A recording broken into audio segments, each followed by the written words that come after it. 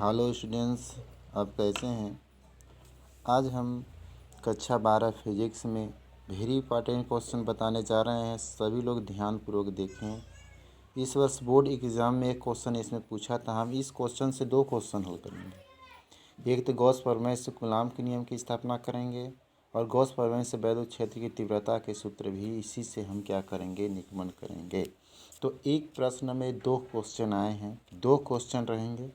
दोनों क्वेश्चन आप समझेंगे, अच्छे से समझेंगे। अगर नहीं आता है तो कमेंट करके पुनः कमेंट करें कि हमको समझ में नहीं आया सर, तो फिर से हम बताएंगे।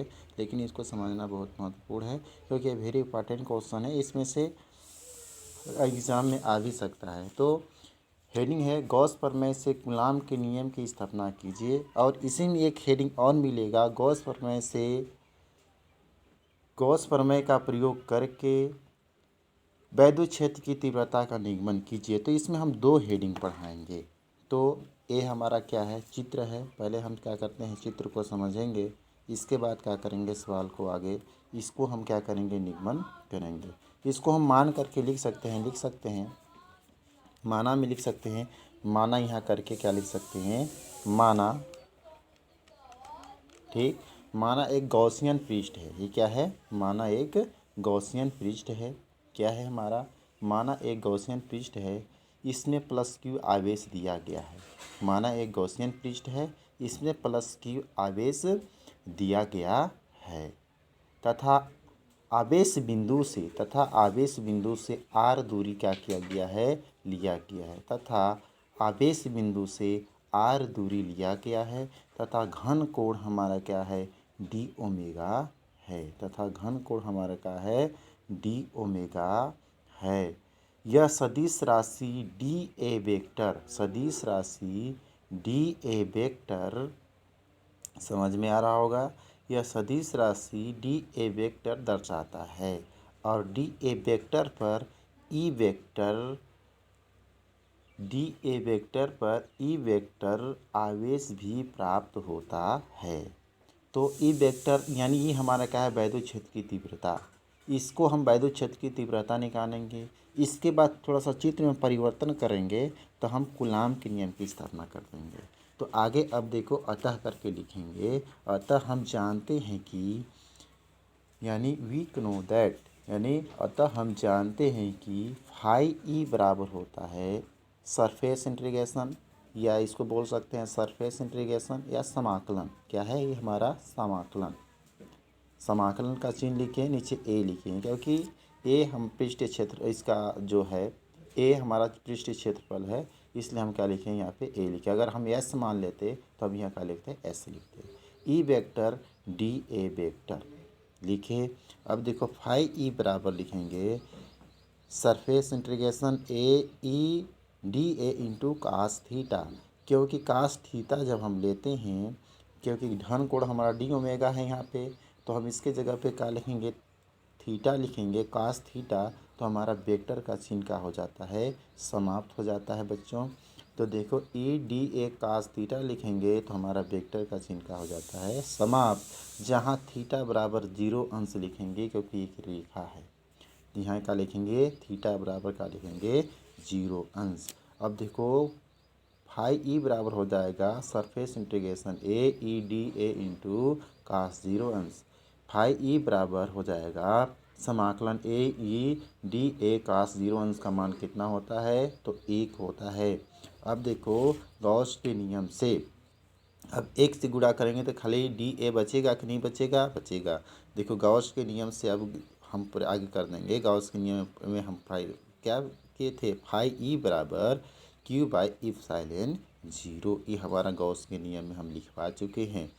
तो फाई ई यहाँ है कि नहीं है। इस जगह हम क्या लिख देंगे, अब क्यू इप्सिलॉन 0 बराबर। अब देखो ई का कोई समाकलन नहीं होता है, इसलिए हम ई को क्या कर दिए, बाहर कर दिए, ए लिख दिए। खाली हमारा क्या बचा, टी बचा, जो एक गोले का क्षेत्रफल है। ये हमारा क्या है, एक गोले का क्षेत्रफल। देखो इस समाकलन ए डी ए बराबर गोले का पृष्ठ, ई क्या है हमारा पृष्ठीय क्षेत्रफल। तो इसके गोले का क्षेत्रफल क्या होता है, 4 पाई आर का स्क्वायर होता है तो हम क्या लिखेंगे, इस जगह इसका मान 4 पाई आर का स्क्वायर लिख देंगे। इसके जगह पे क्या लिख दिए, ई इंटू 4 पाई आर का स्क्वायर लिख दिए। अब ई बराबर निकालेंगे तो एक गुणा में है तो पक्षांतर कर देंगे तो कहाँ जाएगा, भाग में चला जाएगा। ये देखो भाग में इसकी आ गया, ई बराबर हो जाएगा Q/4 pi epsilon 0 into R square. E बराबर अब इसको लिख सकते हैं 1/4 पाई इप्सिलॉन 0 Q/r का स्क्वायर। तो गॉस के नियम के प्रयोग करके हम वैद्युत क्षेत्र की तीव्रता के सूत्र का निगमन यहाँ पे किए हैं बच्चों। वैद्युत क्षेत्र की तीव्रता का भी निगमन हुआ। आगे क्या पूछा था कि गॉस प्रमेय से कूलाम के नियम की स्थापना कीजिए, तब कूलाम वाला आगे करेंगे।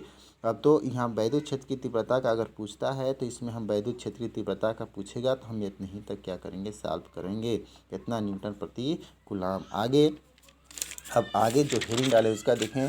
हम जानते हैं कि वैद्युत क्षेत्र की तीव्रता ई बराबर होता है F/Q0 होता है कि नहीं होता है क्योंकि हम ये सूत्र लिखवाए हैं। ये अब हो जाए, इसका गुणा इसमें कर दे, इसका बट्टी कुछ नहीं तो हमारा क्या है, 1 है, इसका गुणा इसमें कर देंगे, इसका मल्टीप्लाई इसमें करा देंगे तो EQ0 बराबर F बचेगा। F बराबर हो जाए EQ0। ई का मान हम जो प्राप्त किए हैं यहाँ से देखें, ई का मान जो प्राप्त किए हैं हम इसको हम क्या करेंगे, अब इसके जगह पे क्या करेंगे, रख देंगे। इसके जगह पे क्या कर देंगे, अब ए का मान जो प्राप्त किए हैं इसके जगह पे क्या करते हैं, रख देंगे। तो एफ बराबर हो जाएगा EQ0। एफ को इधर लिख दिए, अब इधर इधर इसको लिख दिए। ई के जगह पे लिख दिए 1/4 पाई इप्सिलॉन 0 Q/r का स्क्वायर, क्योंकि हम ई का मान हम यहाँ देखें हम उतना ही लाए हैं। तो ई के जगह पे हम क्या कर दिए, 1/4 पाई इप्सिलॉन 0 Q/r स्क्वायर हम क्या कर दिए, लिख दिए। तो इंटू Q0 पहले हमारा मौजूद ही था। तो ये F बराबर हो जाएगा 1/4 पाई इप्सिलॉन 0 इंटू Q0/r स्क्वायर, इतना न्यूटन। कूलाम के नियम हम यही सिद्ध किए थे।